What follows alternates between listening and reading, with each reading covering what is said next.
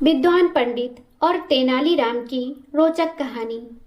मातृभाषा गुप्त की भाषा का कौन लगाएगा पता।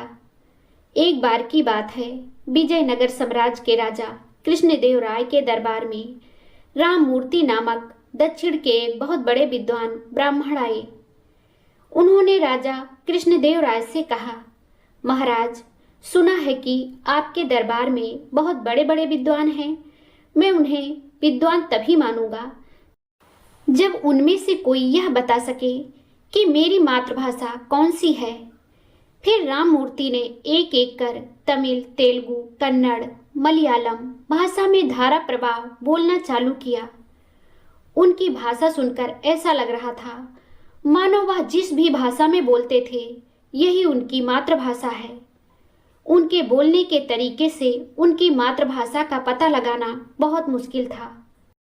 राजा कृष्णदेव राय ने तेनालीराम की ओर देखते हुए कहा, तेनालीराम, क्या अपने दरबार में ऐसा कोई विद्वान है जो इनकी मातृभाषा बतला सके।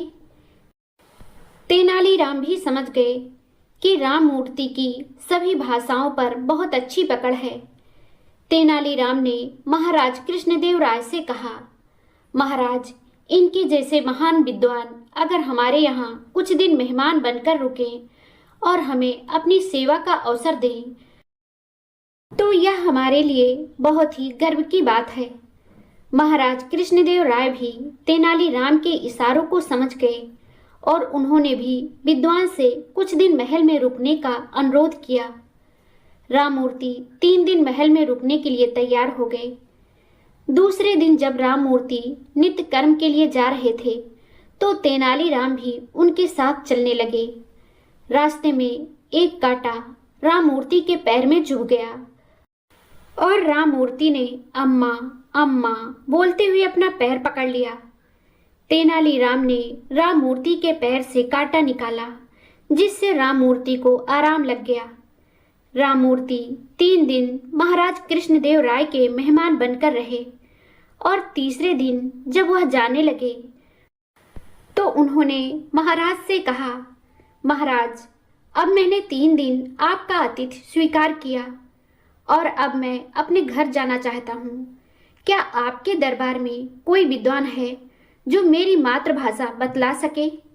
तभी तेनालीराम खड़े हुए और बोले, महाराज, राममूर्ति बहुत बड़े विद्वान हैं और इनकी सभी भाषाओं पर इतनी मजबूत पकड़ है कि यह पता लगाना बहुत कठिन है कि उनकी मातृभाषा कौन सी है।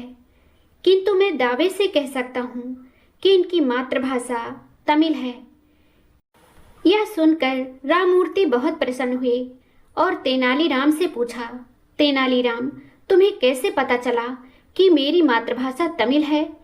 तेनालीराम बोले, जब आपके पैर में कांटा चुभा था तब आपके मुख से अम्मा अम्मा शब्द निकले थे। जब व्यक्ति कठिनाई में होता है तो अपने माता पिता या परमेश्वर को याद करता है और वह भी उसकी मातृभाषा में। अम्मा शब्द तमिल का शब्द है, इसलिए आपकी मातृभाषा तमिल है। तेनालीराम की बुद्धिमत्ता को देखकर राममूर्ति थोड़ा लज्जित हुए और फिर उन्होंने तेनालीराम की बुद्धिमत्ता की भूर भूर प्रशंसा की और वहां से चले गए। और राजा कृष्णदेव राय ने प्रसन्न होकर तेनालीराम को ढेर सारे उपहार और सम्मान दिया। नैतिक शिक्षा। यह कहानी बताती है कि ज्ञान के साथ अहंकार खतरनाक है और चतुराई से असंभव को भी संभव किया जा सकता है। दोस्तों, यह कहानी आपको कैसी लगी हमें कमेंट करके ज़रूर बताएं। अगर आपको ये कहानी पसंद आई हो तो लाइक ज़रूर करें, शेयर करें और चैनल को सब्सक्राइब करना ना भूलें।